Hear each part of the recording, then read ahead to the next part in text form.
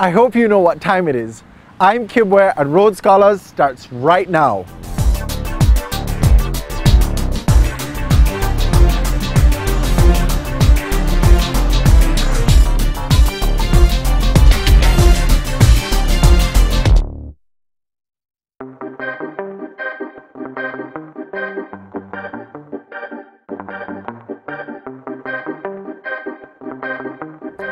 Every day in our little country, there are those who must clean up the tangled mess of motorists too lazy, too tired or too stupid to realize that driving fast on wet roads under the influence of alcohol or improper overtaking can have terminal consequences for themselves, their families and strangers. Over the past few weeks, we have tried on this program to highlight the need to exercise safety on the roads. Notwithstanding this attempt, over 300 persons have lost their lives as a result of accidents. The impact on our families has been devastating to say the least. Some of the major causes of accidents include speeding, drunk driving, improper overtaking, disregard for road conditions, distractions like cell phones, loud music, overloading of vehicles. Speeding and careless overtaking are the main contributing factors in most accidents, and they could be avoided if drivers adhere to the traffic rules. We must ask the question, what really causes accidents? Accidents are caused by the interplay of human factors, vehicle factors and road environment factors. The transport system is made up of three major components. 1. The road user, drivers, pedestrians, passengers. 2. The vehicle. 3. The road environment.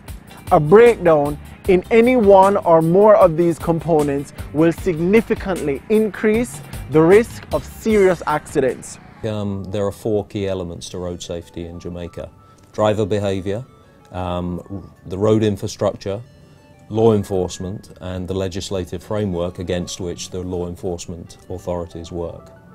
If we start with the first one, driver behaviour, we need our drivers to understand what good defensive driving is and what good driving habits are. They need to wear seatbelts, they need to check their tyre pressures, they don't need to be drinking a beer while they're driving, they need to be in a good frame of mind when they are driving. If we move on to the next one, the road infrastructure. Is there something about our roads that is causing these accidents? And I know one of the significant initiatives that the private sector is supporting the government with is understanding where accidents are occurring, creating a database which records and maps where injuries are occurring on our roads so that we can identify and correct accident hotspots. If we then move to the legislative framework, we need to be enforcing the right laws. We know that you're not supposed to drink when you're driving, but there are other things. You must wear your seatbelt. You shouldn't be talking on a mobile phone while you're driving unless you have hands-free equipment. You probably shouldn't be listening to your iPod. So we need to have the right laws in place. And then finally, the question of law enforcement. We need enough well-trained police officers.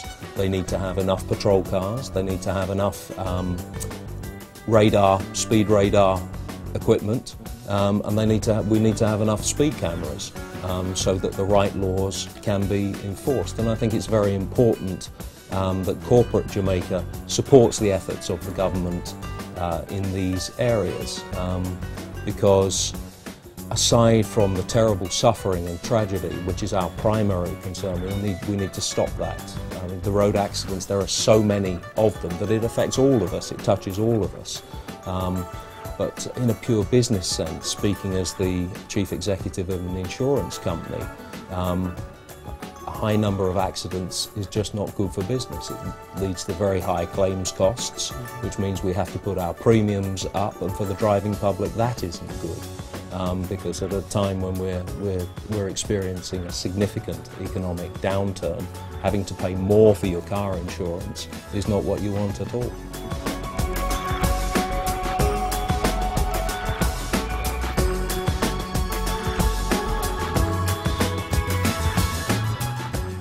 We see it at every accident scene, mangled metal, and we know there is a cost for the replacement, along with the inconvenience of being without a vehicle for weeks or months.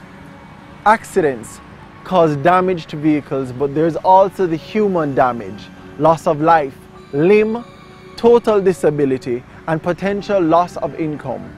Most causes of motor vehicle accidents are completely avoidable. Many people never recover from the trauma of an accident. So, how do we stop this carnage on our roads? Basically, I think what we need to do is to educate the public on the use of the roadways, because a lot of the accidents are caused right at minor roads, intersections, coming from a minor onto major, it's speeding at the four-way stops. And I think it's because the discipline in using the roads cause a lot of the accidents. Accidents do happen, but most are avoidable. We all have to do our part to reduce the number of deaths due to road accidents. Presently, the Transport and Works Ministry is working assiduously to ensure that the below 300 project 2009 to 2011 is achieved. And this will be done by fully implementing the National Road Safety Policy. We are not happy that 2,577 Jamaicans have died on the roads over the period 2001 to 2007. Rest assured that in 2009 you will see the following measures instituted to further reduce traffic crashes across the island. 1. A sustainable breathalyzer program whereby the police will test all drivers involved in traffic accidents and aggressively monitor patrons who are attending and leaving places of entertainment. 2. A motorized traffic ticketing system which will remove all drivers from the road network who refuse to abide by the terms and conditions of the Road Traffic Act. 3. Deeper analysis of traffic accidents with a view to carrying out remedial engineering works and providing the Jamaica Constabulary Force with appropriate and reliable information to assist them in their road safety surveillance plan. 4. A modernized Road Traffic Act. 5. Revolutionary road safety public education and information campaigns geared towards creating dialogue, especially in the following areas: the elderly in the traffic environment, motorcyclist safety, pedal cyclist safety, fatigue, mobile phone usage while driving, protective devices, and night driving.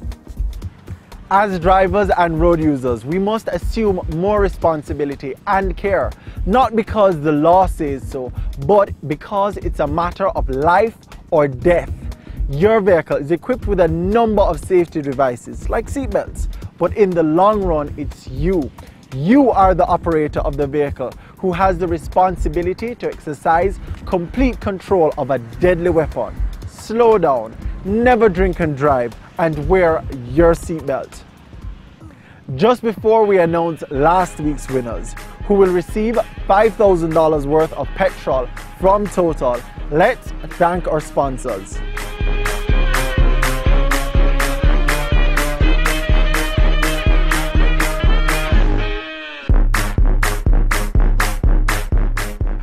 Our question last week was, how many seconds does it take for you to put your seatbelt on?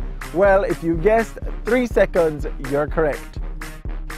Did you buckle your seatbelt during the past week? I hope so. Our winners are Marcus Golding and Mark Mullings. Congratulations. Guess what? There's more. For all our road scholars who have won, you are invited to participate in a special function in your honor. Give us your feedback on this program or send suggestions for topics you would like us to cover at roadscholars300@gmail.com. Until next time, I'm your host, Kibwa Magan, and this has been Road Scholars.